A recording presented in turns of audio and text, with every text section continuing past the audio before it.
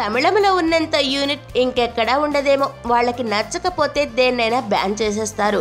మొన్న జల్లికట్టు గురించి ఒకటైన తమిళులంతా ఇప్పుడు కొత్తగా కూల్ డ్రింక్స్ బ్యాన్ చేయాలని ఉద్యమం చేపట్టారు. అనారోగ్యానికి కారణమయ్యే కూల్ డ్రింక్స్ని నిషేధించాలని ఇప్పటికే చాలాసార్లు ధర్నాలు చేశారు. అయితే మార్పు మనలో రావాలని తెలుసుకుని స్వతహాగా సామాన్యుడి నుంచి సెలబ్రిటీ వరకు ప్రతి ఒక్కరూ కూల్ డ్రింక్స్ని వ్యక్తిగతంగా బ్యాన్ చేస్తున్నారు. ఈ విషయంపై స్టార్ డైరెక్టర్ మురుగదాస్ స్పందించాడు. ఆయన 3 ఏళ్లుగా కూల్ డ్రింక్స్ ని తాగడం మానేశానని, కత్తి సినిమా రాసుకుంటున్న సమయంలో ఆ కథను మనసుకు దగ్గర చేసుకుని ఈ నిర్ణయం తీసుకున్నట్టు వెల్లడించారు. ఇకపై ఆయన షూటింగ్ స్పాట్ లో కూడా కూల్ డ్రింక్స్ ని అనుమతించేది లేదని చెప్పుకొచ్చాడు.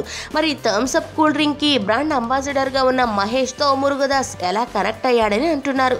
ఇదిలా ఉంటే గతంలో చిరంజీవి, పవన్ కళ్యాణ్లు కూడా ప్రజలకి హాని కలిగించే Thums Up, Pepsi cool drinks ని ప్రచారం చేయకూడదని నిర్ణయించుకున్న విషయం తెలిసిందే.